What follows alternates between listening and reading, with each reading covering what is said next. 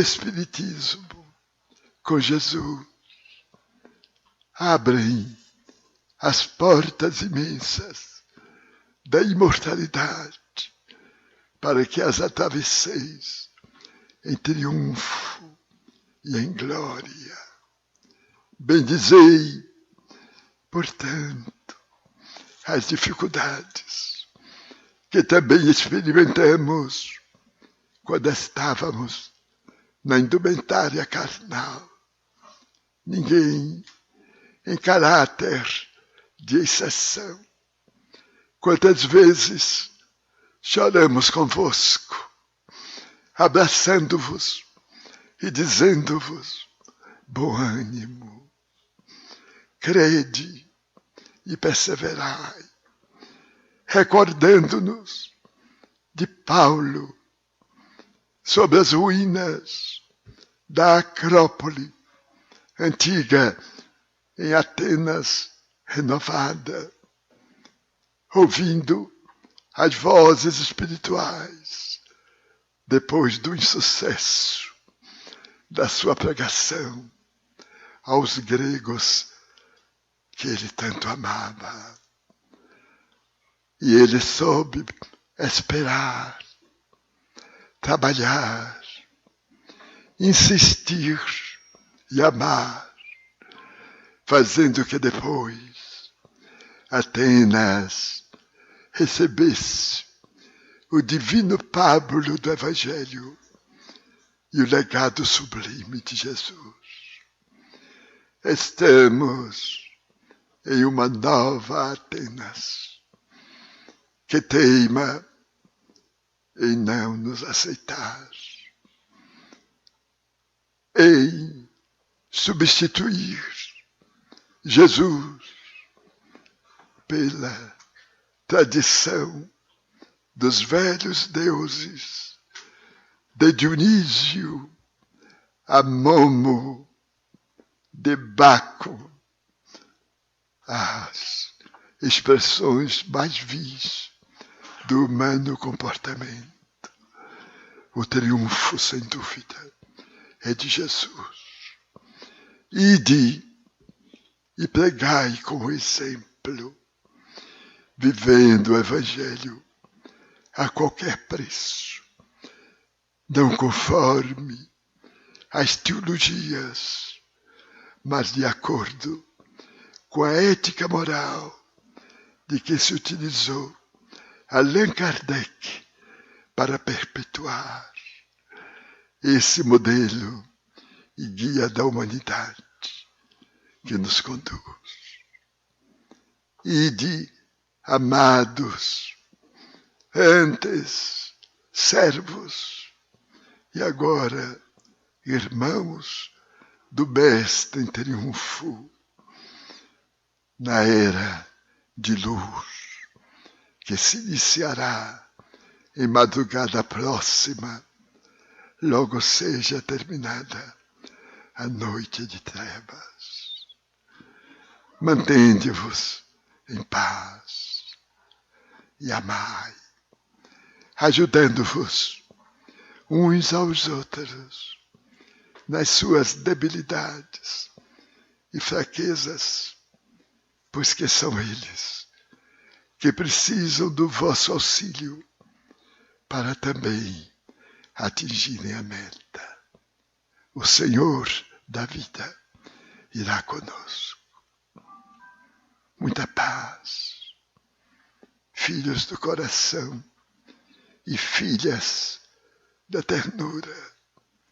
São os votos dos espíritos espíritas, por intermédio do servidor, o mínimo e paternal de sempre, Bezerra.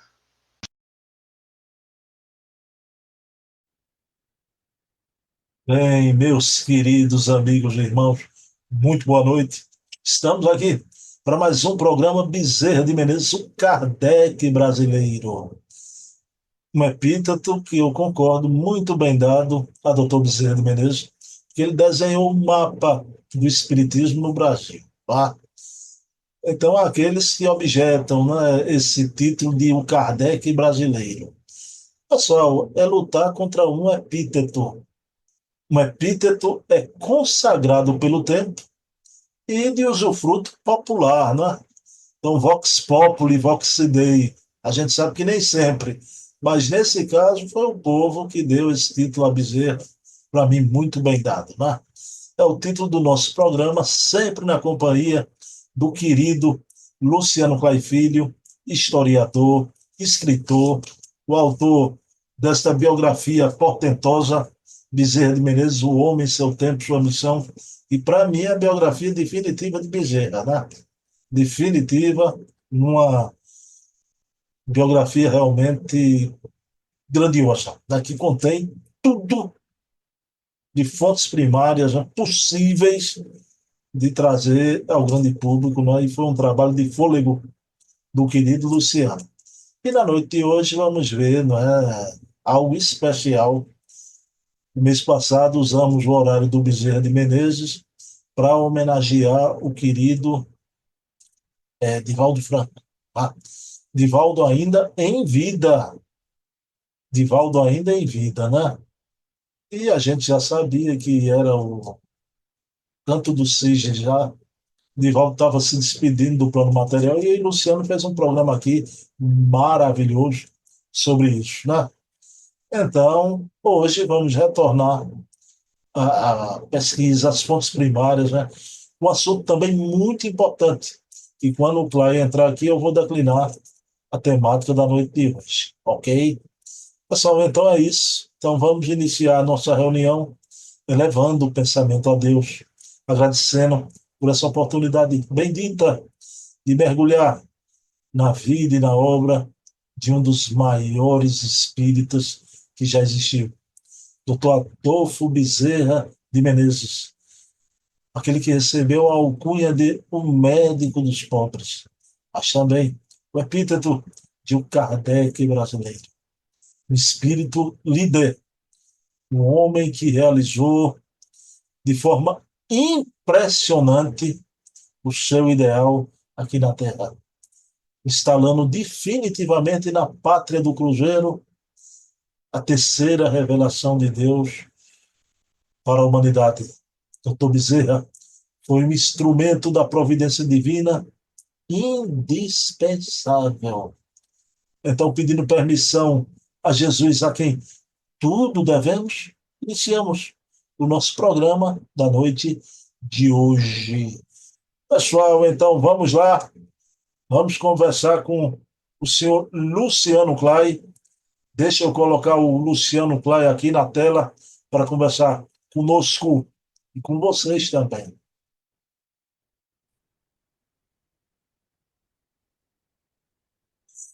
Bem, meus queridos amigos e irmãos, muito boa noite.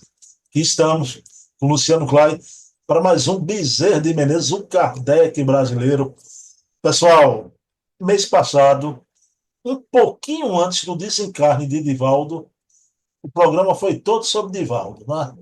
O Luciano Clay, inclusive, a gente trouxe aquele encontro do Ceará, colocamos aqui uma fotografia linda do Divaldo com o Luciano, e também, por conta da vinda do César Perry, fizemos aquela gravação, não é?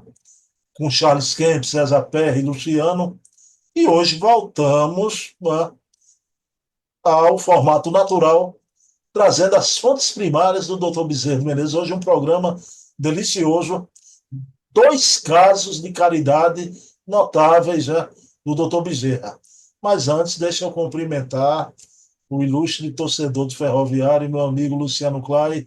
Luciano, tudo bom, Luciano? Boa noite. Meu irmão amado, se eu soubesse que você teria vindo com a camisa do Santa Cruz, eu teria vindo com a camisa do Ferroviário, né? Estamos no mesmo bloco, né? Estamos na mesma peleja, mas confiantes também de que os nossos dois times irão passar dessa fase. O seu, com certeza, já passou. O Ferroviário é que ainda está um pouco claudicante. Mas se eu soubesse, eu teria vindo de Ferroviário também. Mas deixa eu fazer um elogio. Eu ganhei para o seu aqui no Recife e o seu ganhou para o meu aí no Ceará. Pelo menos a peleja entre nós dois está empatada, né? Agora você cometeu uma leivogia que eu vou corrigir. Isso não é uma camisa, Luciano. Isso é a minha segunda pele, viu? Minha segunda.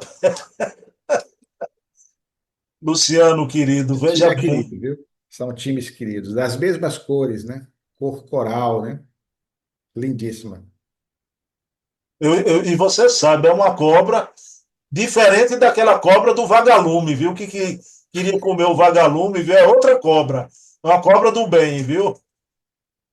É, embora venenosa, né? Originalmente tem a coral falsa, né? Que não tem veneno, mas tem a coral verdadeira, essa é venenosa. Mas de cor assim estonteante, é uma beleza realmente. Eu já vi pessoalmente, né? Meu pai tinha um sítio e é muito comum aqui no Ceará, como aí em Recife, Pernambuco. Mas é uma cobra talvez das mais belas pela explosão de cores, né? Um vermelho, um preto, um branco Bom, vivo. bom, Luciano, a gente não vai demorar nisso. No outro programa a gente destrincha. Mas, meus queridos irmãos, o Luciano Klein nasceu, tem uma relação com Santa Cruz, porque seus pais havia um clube da elite cearense aí, que tocava orquestras maravilhosas, né? Então, a mãe e o pai do Luciano se conheceram, se entreolharam nesse clube chamado Santa Cruz. E que o Luciano me passou, ainda existe, hoje não está com aquela aura de antes, né? Mas ainda existe. Então, meu amigo, né? Sou filho do Santa Cruz, viu? Se não Tá fosse vendo assim, aí? meus pais não tinham se encontrado. Tá vendo aí? Luciano, a gente fez aquele programa com o Charles Kemp, o César Perry, eu achei maravilhoso, né? Mas eu queria perguntar a você. Você acha que de vez em quando, não sempre, para não baratear, né? Se em ocasiões especiais, mas vez ou outra, você acha importante esse tipo de formato, Luciana? Excelente, meu filho. Eu fiquei assim, embevecido, claro, primeiramente honrado, né, com o convite que você nos fez, para ao lado do César e do Charles Kempf, que eu não conhecia, né? Não conheço pessoalmente, acompanho os trabalhos dele, realizar aquela homenagem ao Divaldo. Mas esse formato é, a meu ver, fantástico, né? Inclusive com esse elenco, né, de entrevistados que você tem, o Marmo, a Dona Heloísa, embora a timidez dela, mas ela é sempre muito querida e importantíssima, né? A nossa Ana Maria, né? O nosso Silvio Mariano. Então, você pegar esse grupo aí de companheiros que fazem parte do seu time, né? Se podemos nos dizer que somos o time do Bruno Travaglia, de repente, de vez em quando, fazer uma mesa redonda, embora não seja redonda, mas nesse formato virtual, torna o programa muito interessante. Então, a homenagem foi linda, em parte exatamente por conta disso, né? Você ouvir por ângulos diferentes, por enfoques, cada um no seu, né? Mostrando o seu relato, a sua convivência com o Divaldo, ficou, a meu ver, um formato até muito atraente, né? Prende a atenção do público. Eu gostei bastante. Você deveria repetir de vez em quando, em relação a alguns outros assuntos, alguns outros temas. Luciano já está passando de 700 visualizações aquele vídeo, viu? Que Como o maravilha. pessoal, né? Mas, Luciano, formato do meu canal aqui, né? Mas eu vi que você tem realizado também, você fez um programa nesse formato com o querido Orson Peter Carrara, com Raul Teixeira, que é impressionante a gente ver Raul. Quem não assistiu, procure.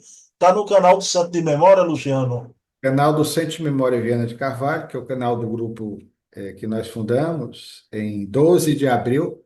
A data é sugestiva, que é a desencarnação da minha mãe, né? Um dia após a desencarnação do Dr. Bezerra de Menezes, só que anos à frente. Aí nós fundamos o Centro de Memória, que hoje está com um canal de resgate da memória histórica do Espiritismo. Aí nós fizemos, e vamos até apresentar de forma sequenciada, de vez em quando, esse programa que ficou com o título de Divaldo Entre Amigos. Aí nós convidamos alguns companheiros do movimento, que também, da mesma maneira que o seu programa, que foi anterior, nós fizemos aquela mesa virtual redonda e homenageamos o Divaldo, teve uma repercussão também muito boa.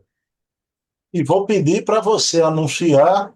Você está para fazer outro também com Geraldo Campete e quem mais, Luciano? Nós estamos realizando com o Geraldo Campete, com a Luziane Bahia, com o nosso querido Orson Peter Carrara, Wesley Caldeira, e desta feita também com a presença da nossa querida vizinha, foi presidente da Federação Espírita do Rio Grande do Norte, Sandra Borba. Mas sempre vamos convidar pessoas que conviveram, que estiveram de perto com o Divaldo, né, amigos do Divaldo, para relatar um pouco as suas experiências. Eu queria colocar aqui, viu, Luciano, porque tem algumas pessoas que não sabem. Sandra Borba, né, ficou radicada no Rio Grande do Norte, foi presidente lá, mas ela é oriunda aqui de Pernambuco, né, fez parte Pernambucano. da Federação Espírita Pernambucana, né, e eu vou dizer uma coisa, é uma das pessoas que precisam estar nessas mídias, né? Ela é fantástica, tem um conhecimento fabuloso. Mas, Luciano, vamos Ela lá. sempre assiste seu programa, viu? Mando para ela. Ah, é? Então, Sandra Borba, um abraço do Pernambucano. Vou dizer que você falou mal dela, vou falar para ela.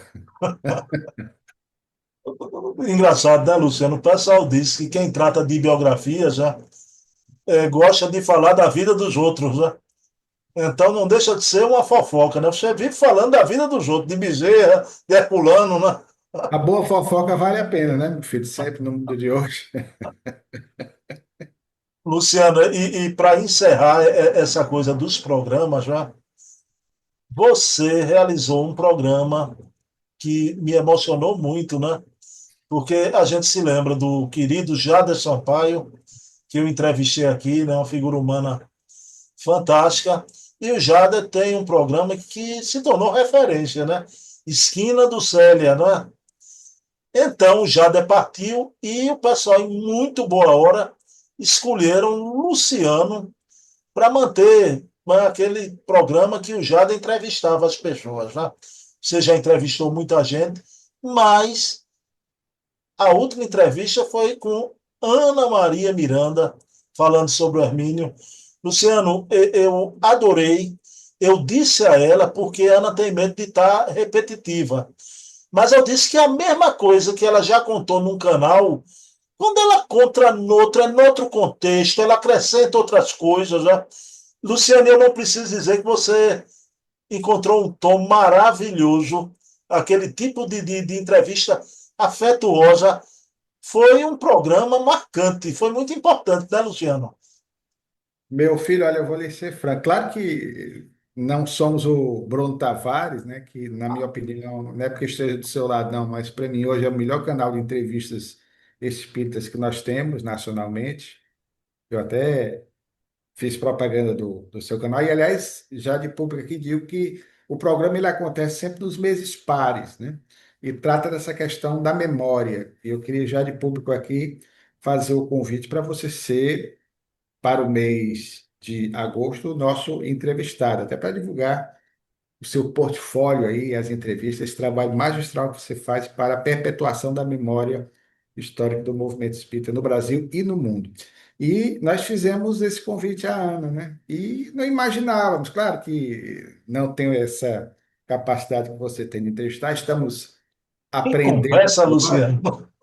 Não, é sério, eu gosto mais de responder. Aí nós aceitamos o convite dos amigos da TV Célia Xavier, que é um trabalho fantástico, né, já realizado há alguns anos, que era a priori capitaneado pelo nosso saudoso Jader Sampaio, que eu conheci pessoalmente, esteve aqui. Inclusive o Jorge Lira Neto esteve com ele aqui também, quando teve em 2017, em Fortaleza, o encontro da Liga dos Historiadores, Pesquisadores do Espiritismo. O Jader veio.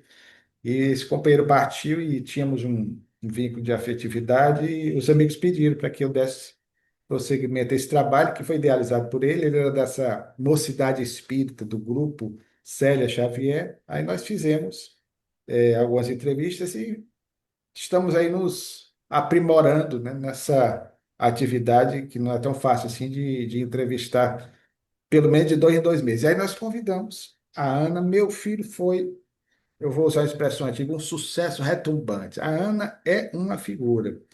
E ela diz que fica tensa, nervosa pela preocupação. Ela é muito caprichosa em relação às respostas, mas nós procuramos deixá-la à vontade.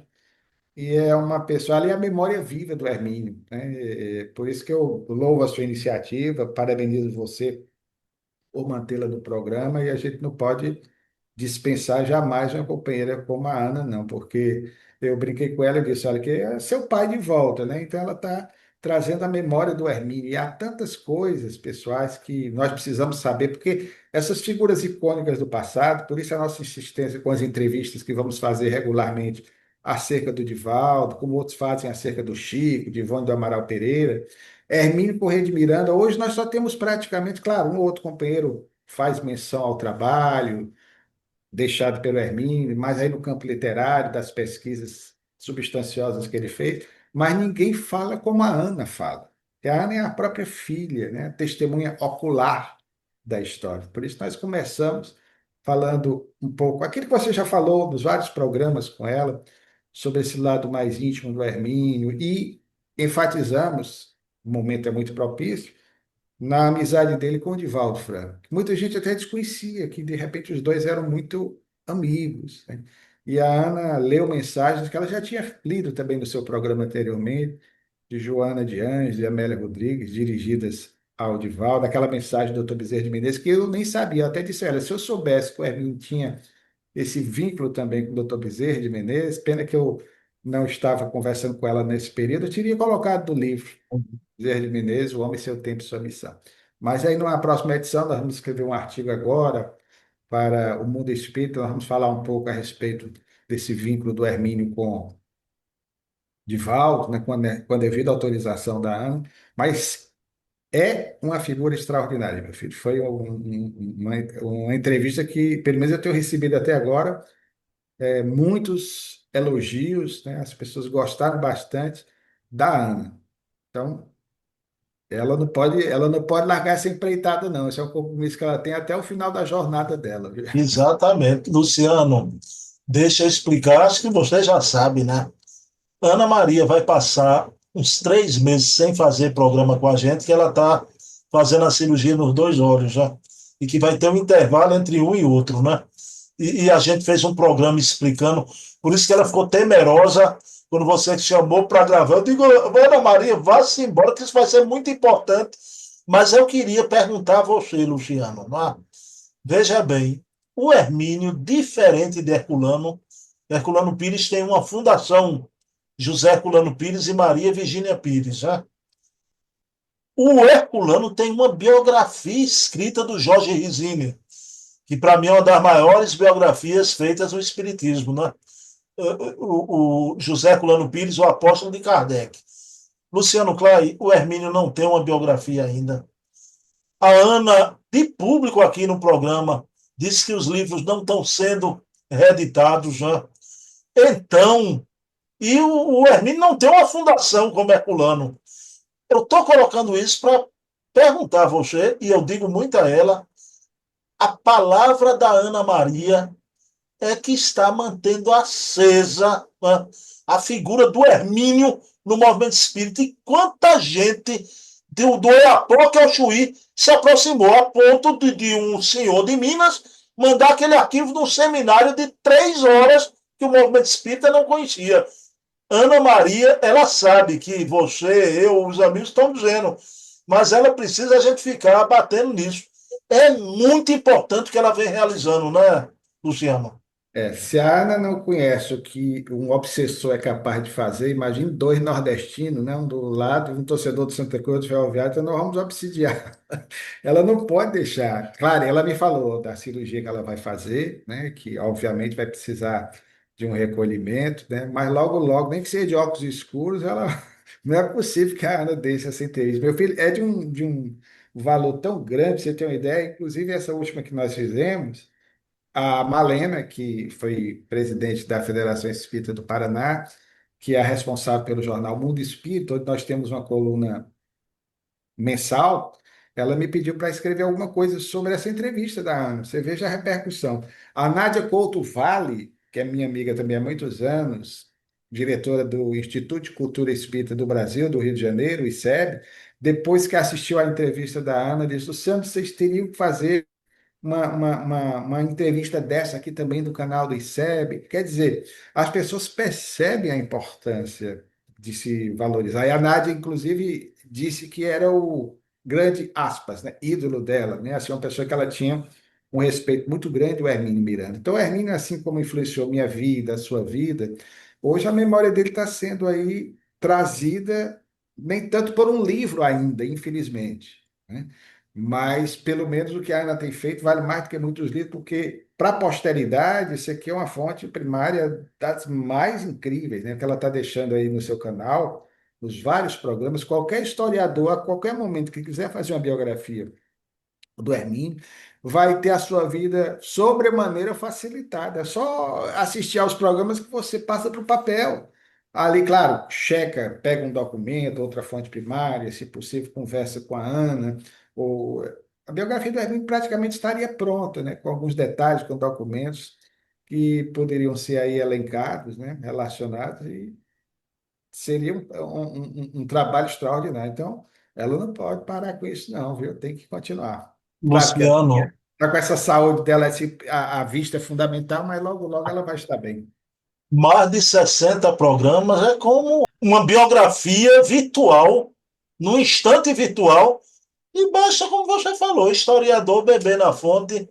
Então, É, que e por um lado maravilha. também, sabe, meu filho, na época de hoje que as pessoas, como dizia meu pai, não leem nem bula de remédio por preguiça, Pois é. infelizmente, desencarna porque não leu a bula e os efeitos colaterais do medicamento. Mas hoje, pelo menos, não há desculpa, né? Quem não quer ler, pelo menos escuta, né? Se não quer ver a imagem, vai só lá no áudio, a entrevista com ela. É fantástico, é fantástico. E a Ana é Ô, muito doce, ô, muita fala. Luciano, você falou aí em escuta, eu quero dizer que todas as minhas entrevistas do canal, todas estão na plataforma Spotify. E basta botar no vidinho e escutar, não é? Então, Ana Maria, não é? Agora, Luciana, eu e você, a gente não bebe, a gente não divulga algo aqui no programa. Mas, simbolicamente, Ana Maria não iria conseguir nunca deixar esses programas, porque isso aqui, no bom sentido, é uma cachaça, Luciano, não é? E quem bebe não consegue deixar de jeito nenhum. É um bom vício nesse aspecto, aí concordo com você. Luciano, vamos lá. Vamos lá. Meu amigo, a gente vai falar sobre dois casos do doutor Bezerra e um que diz respeito a um caso que traz o estigma da hanseníase, né? A hanseníase, a lepra. Ah, acho engraçado, tem gente que até o termo pejorativo, né? E tem gente que até o câncer não fala a palavra, né, Luciano? CA. Ah, mas a gente sabe que é uma doença estigmatizada, né? Historicamente, digamos assim, pelos milênios afora. Luciano, eu queria que você falasse, antes da gente adentrar no caso do Bezerra, sobre esse estigma da lepra através dos tempos. E até aqui no Brasil. Porque durante muito tempo, Bruno, por razões óbvias, não se sabia a causa desse mal que provocava o aparecimento de chagas vivas, de feridas no corpo humano e que era uma doença contagiosa. Você imagina há 500, há 1000, há 2000 anos. Há registros da época de Jesus, embora não se saiba precisamente se aquilo que diziam que era no passado chamado de lepra era realmente o mal de Hansen. Tanto é que uma figura icônica da história da cristandade, que eu, quando era católico, gostava muito desse santo, porque era o santo dos animais, especialmente os cães. Você, como eu, somos apaixonados por cães. Era São Lázaro, né, que dizia que São Lázaro teria contraído depois da ressurreição, explicada por Allan Kardec, como o Espiritismo a entende, o sono letárgico de Lázaro, irmão de Marta e de Maria, em Betânia, ele teria ainda vivido durante muito tempo, mas no final da existência contraído chagas, feridas, que alguns supunham ser lepra, embora não tenha como se afirmar. As fontes são muito frágeis nesse sentido. Mas a tradição dizia que os cães lambiam as suas chagas, né? Então já tem essa figura também icônica do passado. Eu me lembro muito, embora seja uma obra ficcional, mas muitos da minha geração e de gerações posteriores, né, assistiram àquele clássico da cinematografia, que ganhou vários Oscars. Creio eu que até o Titanic era o filme que mais detinha Oscars, né? Era recordista, que é o filme Ben-Hur, estrelado pelo Charlton Heston. Eu nunca me esqueci, querido, do momento em que, nessa trama muito interessante, a mãe e a irmã de Ben-Hur são aprisionadas e durante muito tempo ficam no cárcere até que contraem a lepra, assim chamada, mais tarde hanseníase, que é o tempo que se utiliza hoje, né? Ou, ainda na Idade Média, a Morfeia, os chamados morféticos, né, que tem a ver com Morfeu, da mitologia grega. E, inclusive, na Idade Média, como já naquela época, as pessoas tinham que utilizar a matraca, que era um instrumento que até hoje se usa, né? Por isso que você fala que nem uma matraca, né? Faz barulho. Então, para avisar as pessoas, ou chocalhos, que eram utilizados também nos pescoços dos doentes do mal de Hansen, para que as pessoas que estivessem pelo caminho soubessem que ali vinha alguém que poderia, de alguma forma, contagiá-lo. Francisco de Assis é uma figura também emblemática nesse sentido. Há muitos relatos e até suspeitas, embora não se possa confirmar, que ele também possa ter contraído o mal de Hansen no seu contato com pessoas que ele, de forma desprendida, amorosa, cuidava, os deserdados ali da velha Úmbria, né, que ele, nos arredores de Assis, o Poverello, nessa figura ímpar da história da cristandade, o maior símbolo de Jesus, demonstrando esse amor incondicional, convivia também com os, à época, chamados leprosos. No meio espírita também nós temos vários exemplos disso. Mas voltando ao filme do Ben-Hur, a mãe e a irmã do personagem Ben-Hur, Judá Ben-Hur, elas contraem a hanseníase e durante muito tempo no filme elas não queriam nem que o filho depois que volta das galés, quando consegue sobreviver, a história é muito bela. Quem não assistiu, assiste. Acho difícil alguém não ter assistido. Eu me refiro à versão antiga. Tem uma versão mais atual, mas a versão antiga com Charlton Heston é fantástica. E é do tempo de Jesus, mostra passagens ali com o próprio Jesus. E é Jesus quem vai curar a mãe e a irmã chamada Tzar, né, do Ben-Hur. E ali é uma história muito linda, mas que mostra também esse estigma da época, como você muito bem, a palavra é essa, uma doença estigmatizada, que a personagem, que os dois personagens, né, a mãe e a irmã, eram submetidos a ponto de viverem num vale isolado, né, numa gruta separada da sociedade. Então, há vários relatos de personagens do cristianismo, até também uma história em torno de Maria de Magdala, que teria possivelmente, né, convivido com os leprosos também, cuidando, porque é uma demonstração patente do amor. Jesus nunca discriminou ninguém. E naquela época era o grupo mais marginalizado, mais estigmatizado. Então, nós vamos ter, portanto, aí você faz menção ao fato, essa lembrança de um personagem aí também, no caso da vida do Dr. Bezerra de Menezes, não podia ser diferente, que vai, no século XIX, portanto, mais recentemente também, ser pela sociedade da época discriminada a ponto de o Dr. Bezerra de Menezes também ter interferido, ajudando a vida dessa personagem. Luciano, queria fazer uma pergunta a você, porque você já é um arquivo vivo da memória do Espiritismo, né? Luciano, mora aqui em Pernambuco uma amiga de Dona Ivone do Amaral Pereira. Ela viveu no Rio de Janeiro décadas atrás e ela está com quase 90 anos. É Dona Ivanira Miranda. Um abraço, Dona Ivanira, do Centro Espírita Vicente de Paulo, aqui do bairro da Iputinga. Luciano, ela conviveu com Dona Ivone e disse que um dos maiores amigos, na época eu não conhecia, e eu fui atrás desse personagem, realmente, ele era uma figura importante, um grande amigo de Dona Ivone, era um ranceniano, Amazonas Hércules. Você já ouviu falar em Amazonas Hércules, Luciano? Muito, muito, muito. Tem até uma palestra do Divaldo sobre ele, né? Também já há muito tempo o Divaldo fez uma palestra sobre ele. Também um personagem extraordinário. Obviamente que não tenho assim mais detalhes a respeito da vida, mas é também uma outra figura, eu diria, icônica, né, da história do Espiritismo. A história também de Jesus Gonçalves, que o Eduardo Carvalho Monteiro cita, né, que é outra figura também. Essa o Chico conheceu, conviveu tanto quando encarnado quanto desencarnado, e também é outra personagem que ilustra bem esse problema. E ainda bem que você me chamou de arquivo vivo, né? Então, se chamasse de arquivo morto, da história ia ficar preocupado. Não, quando o arquivo se tornar morto, como você vai primeiro que eu, vou querer o espólio, viu? Deixa aí a papelada, manda para cá, para Recife, viu? Aí vem a resposta de Jesus a Pilatos: tu dizes, mas tu vais antes. Ninguém Luciano. quer ir, né? Igual o Chico Xavier. A gente sabe que do lado de lá é uma realidade, a gente brinca, claro, a gente entende o fenômeno, mas é até bom ficar mais aqui para a gente. Já estamos purgando um pouco as nossas faltas com esse clube que nós torcemos, né? O Ferroviário Santa Cruz. Como Dona Heloísa disse, lá é muito bom, mas não tenho pressa. Dona Heloísa Pires, diz não tenho pressa. Eu ouvi.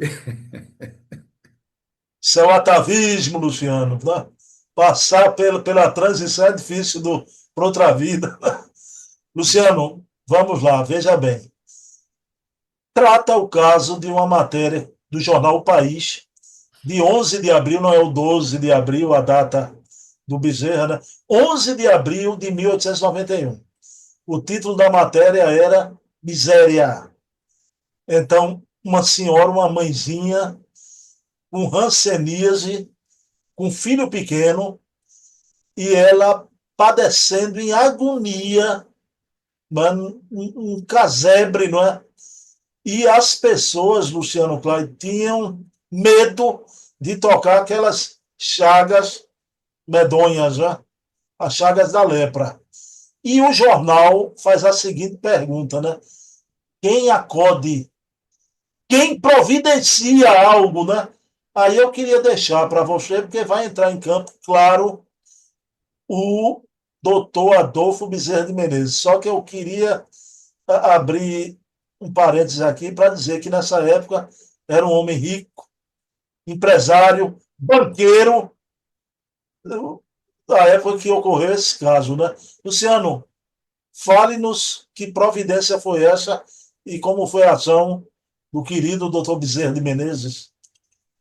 Quando nós identificamos nas garimpagens que fizemos, Bruno, para a composição do nosso livro, Bezerra de Menezes, O Homem, Seu Tempo e Sua Missão, nós nos deparamos, acompanhando cronologicamente a trajetória de vida do Dr. Bezerra de Menezes, esse fato narrado, você mencionou, coincidentemente, no dia do nascimento do Dr. Bezerra. Aliás, da desencarnação dele, que acontecerá dia 11 de abril, só que de 1900. Em 1891, é divulgada essa notícia pelo referido jornal, e que mostra, em pleno final do século XIX, quase início do seguinte, esse mesmo preconceito, essa, lembrada por você com essa palavra, estigmatização dessa enfermidade, desse mal, que hoje nós sabemos, né, pode ser perfeitamente tratado a tempo, que é provocado pelo bacilo de Hansen, né? Daí a expressão Hanseníase. Tanto que aqui em Fortaleza, por exemplo, os chamados antigamente leprosários, palavra muito forte, como você lembrou muito bem. Até hoje, ninguém gosta de usar a expressão câncer, aí vai a abreviação CA, né? Então, hoje, os antigos leprosários, né, eles estão sendo desativados, as pessoas vivem, conseguem viver em comunidades, os descendentes, então tem todo um suporte da sociedade, porque muitos dos filhos, dos parentes que conviveram, acabaram contraindo o mal de Hansen.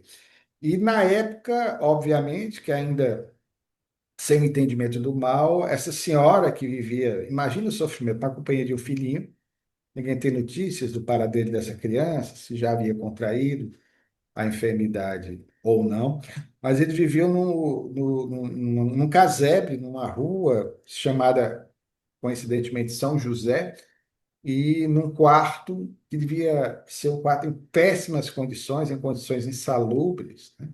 Porque essa mãe ela era totalmente marginalizada, ele ficava. E o jornal noticia esse fato doloroso, e que chega aos ouvidos do doutor Bezerra de Menezes. O que você levanta, querido, é muito interessante, porque às vezes as pessoas não entendem. O doutor Bezerra de Menezes, até 1891, 92, ele tinha um patrimônio considerável, mercê dos seus esforços, dos seus empreendimentos, a partir dos anos 1870, conforme nós já vimos em outras entrevistas, na área empresarial, na área ferroviária, na companhia arquitetônica, e a partir de 1889, com a fundação da Companhia Nacional de Construção, essa mesma empresa, da qual outras tantas eram derivadas, inclusive algumas instituições financeiras, numa sessão que, aliás, o doutor Bezerra de Menezes presidia, essa que você menciona, a notícia do jornal, que objetivava exatamente transformar, mudar o nome dessa instituição financeira para o banco. Olha o nome sugestivo, que eu penso que é coisa da cabeça do Dr. Bezerra. Banco evolucionista, né? Que aí tem algo espírita. E o banco passou, ele teve dois bancos, né? Seções dessa grande empresa, e um deles era Banco Evolucionista e o outro era Banco Mútuo.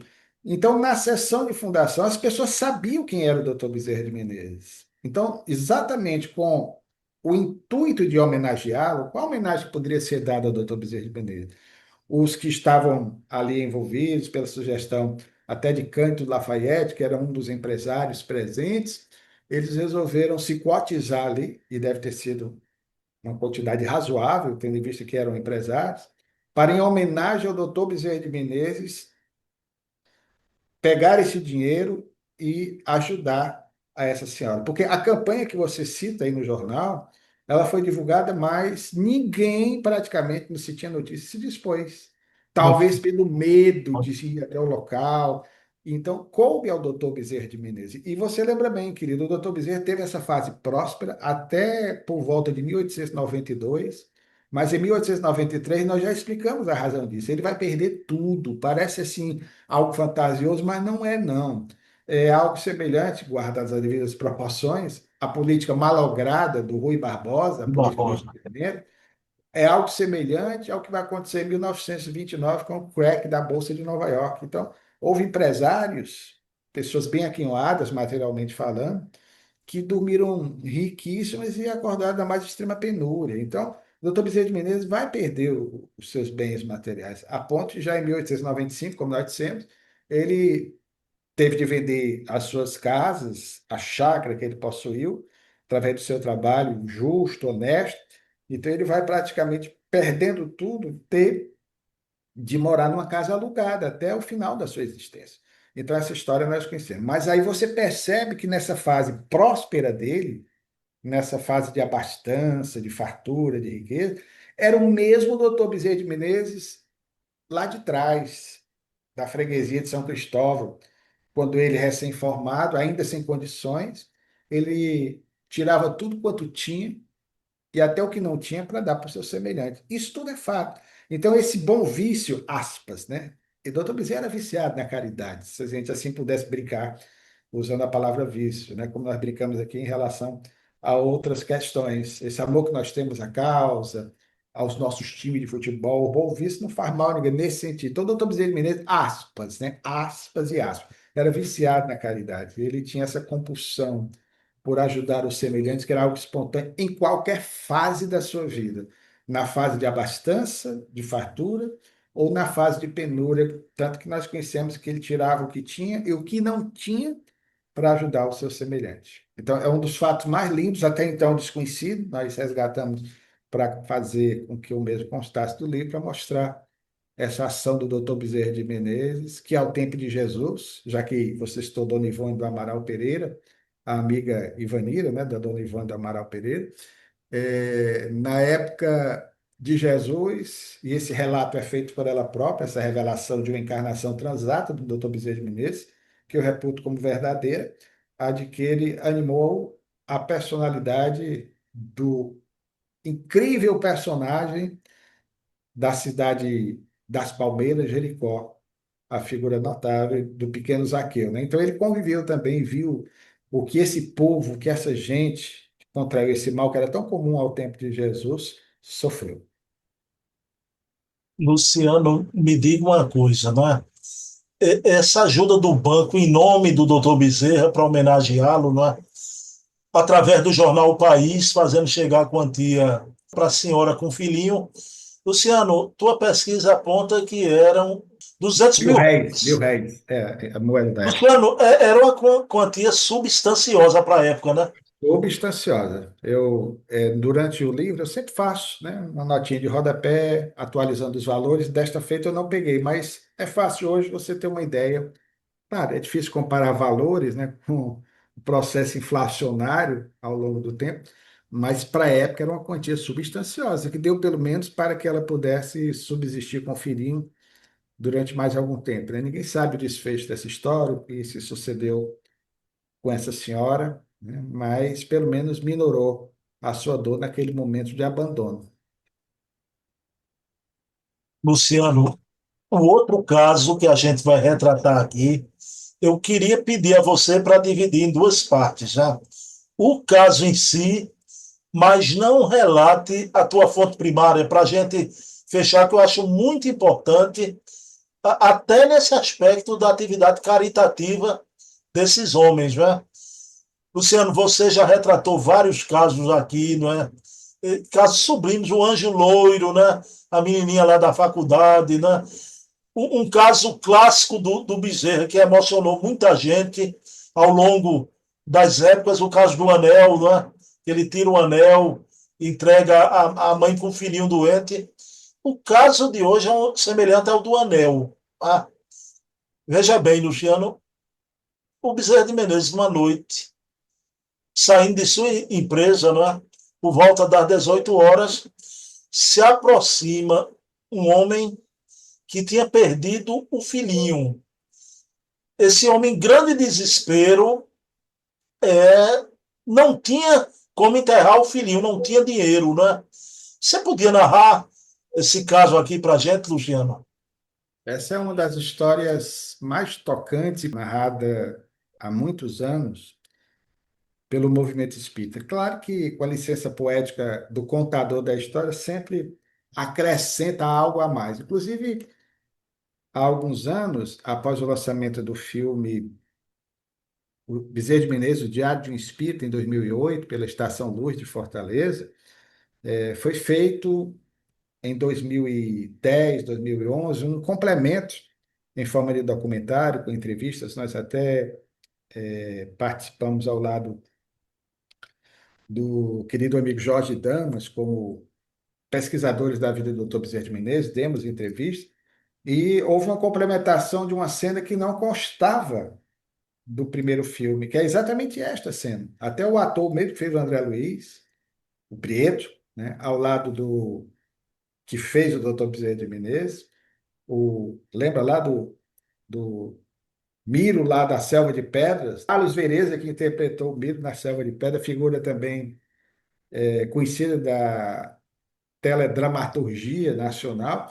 Os dois fizeram essa cena, exatamente, aquela do momento em que o doutor Bezerra de Menezes, saindo do centro da cidade e se preparando para voltar para a sua residência, que na época ficava na Tijuca, ele é abordado por um homem que, em profunda dor, em grande sofrimento, suplicava ao doutor Bezerra de Menezes uma ajuda imediata, posto que houvera desencarnado um filhinho.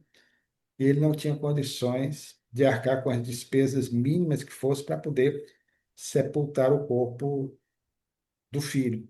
E o doutor Bezerra de Menezes, ato contínuo, isso era instintivo dele, sabe, Bruno? Isso aí é algo que nós constatamos. Como já dissemos, o doutor Bezerra era tudo aquilo quanto dizia que ele era, e muito mais, quando visto pela lupa do historiador. Sempre ressaltamos isso. Ele, ato contínuo, vasculha aqui os bolsos e não encontra praticamente quase nada, até o momento em que ele percebe que ainda tinha alguma quantia, que era mínima, né? E dá àquele homem, e além disso, o abraço, né? Que vai, de alguma forma, trazer para ele um alívio imediato, né? O abraço curador, o abraço que aliviava as dores, o sofrimento. E aí ele dá o dinheiro, o homem sai, e depois ele vai para o ponto de bonde, e aí quando ele se dá conta, ele não tinha mais o dinheiro.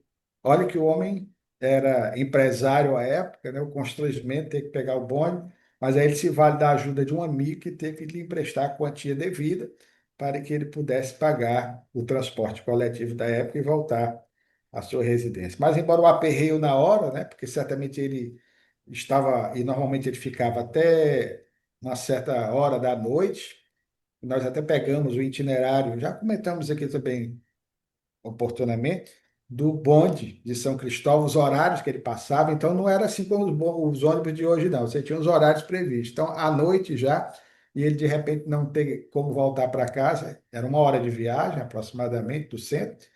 Então, ele deve ter ficado um pouco aperreado, mas pediu a ajuda de um amigo e conseguiu o valor devido para poder retornar em paz, a paz dos justos, a paz do homem de bem, que se apresenta através de características como essa. Luciano, vamos lá agora, veja bem. Luciano, se mitifica muito as personalidades espíritas, já.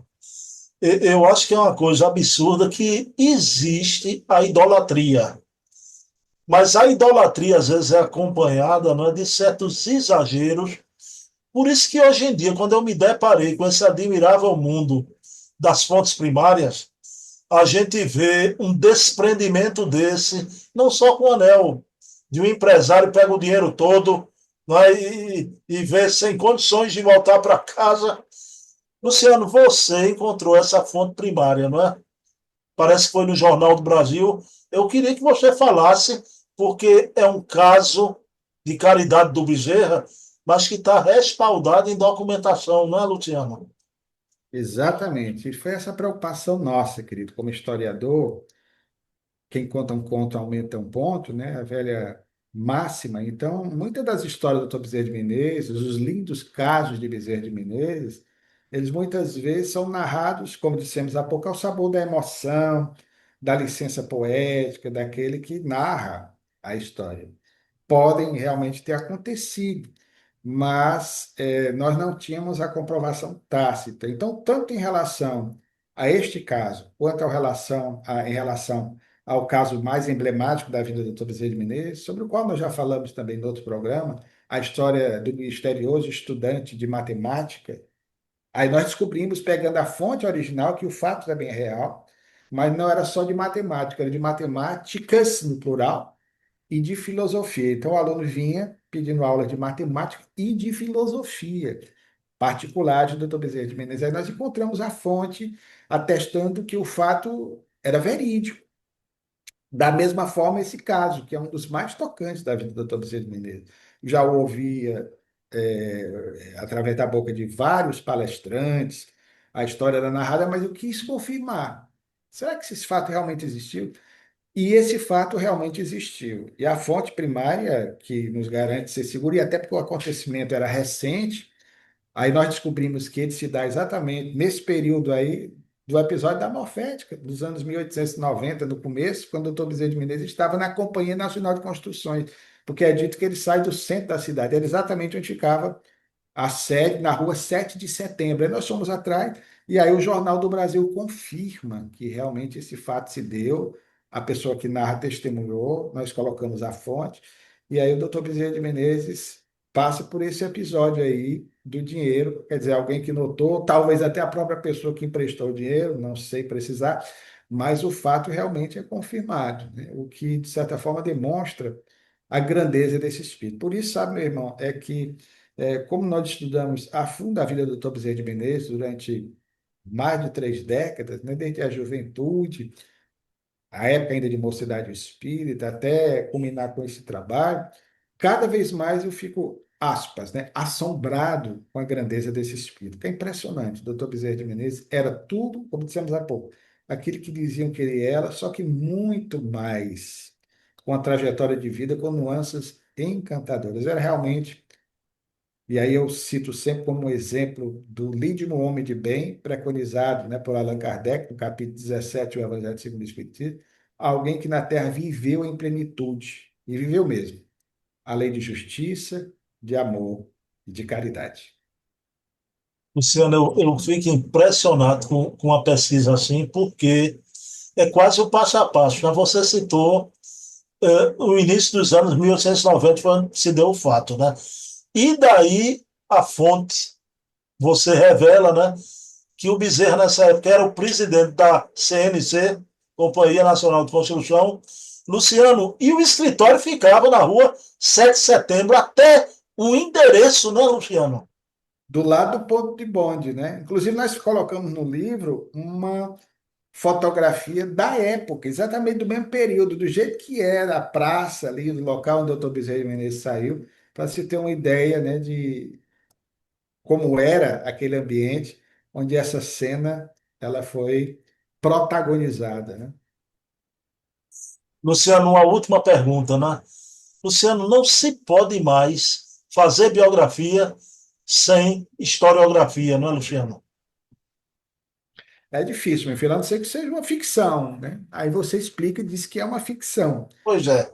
Mas hoje em dia, as biografias, durante muito tempo, no século XIX, Dr. Bezerra, lembremos que ele também foi biógrafo, né? Ele escreveu, começou a escrever biografias, foram seus primeiros textos, que não estavam diretamente relacionados à área médica, ainda em 1857, nós já comentamos aqui, ele fez 17 biografias de vultos do Império. Então, as biografias sempre atraíram as pessoas. Tanto é que a obra mais lida do 800, século XIX, que Kardec teve em sua biblioteca pessoal, era a biografia de Jesus do Ernest Renan, lançada em 1863, Vida de Jesus. Então, as biografias fascinam. Claro que algumas carecem, né, de uma fundamentação, porque são escritas por pessoas que não são ligadas à história, mas a biografia hoje, elas estão aí novamente, usando a expressão da nossa juventude, na moda, né?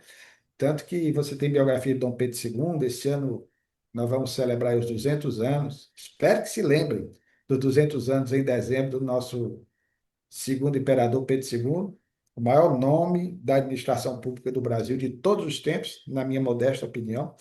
E nós temos biografias de Dom Pedro II, de Dona Leopoldina, de Pedro I, de figuras icônicas da nossa história ou fora da história. Então, é sempre atraente, né, falar um pouco a respeito da vida, e essa obra se torna mais valorosa ainda quando ela é feita por historiadores, né, porque aí você tem um seguro maior em relação às fontes que são ali compartilhadas.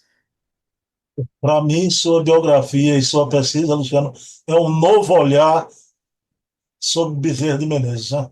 Um novo olhar. E o Emmanuel diz de Jesus, não é, Luciano? Jesus não era um mito, nem uma lenda, mas sim um mestre vivo, né? Um mestre vivo. Então, tendo o homem histórico é sempre preferível, né, do que o homem ficcional, tendo elementos, né, Luciano?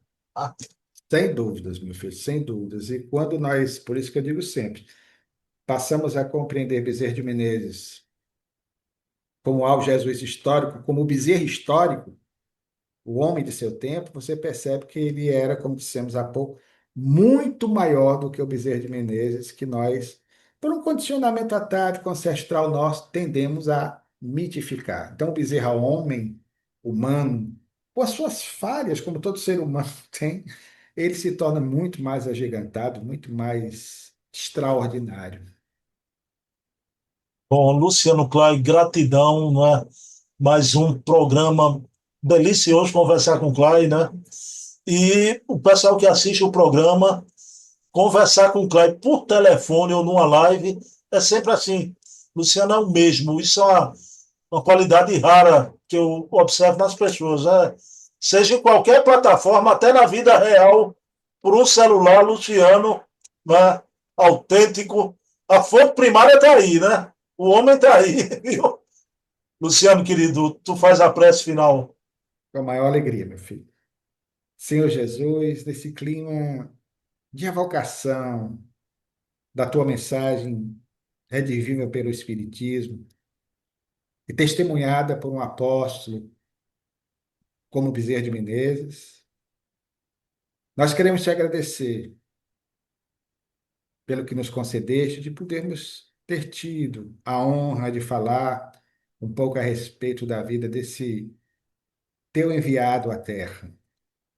Permite que a sua trajetória de vida possa nos inspirar, a fim de que assim nos sintamos cada vez mais dispostos a arregaçar as nossas mangas e nos colocarmos como instrumentos de transformação deste mundo ainda de provas e de expiações.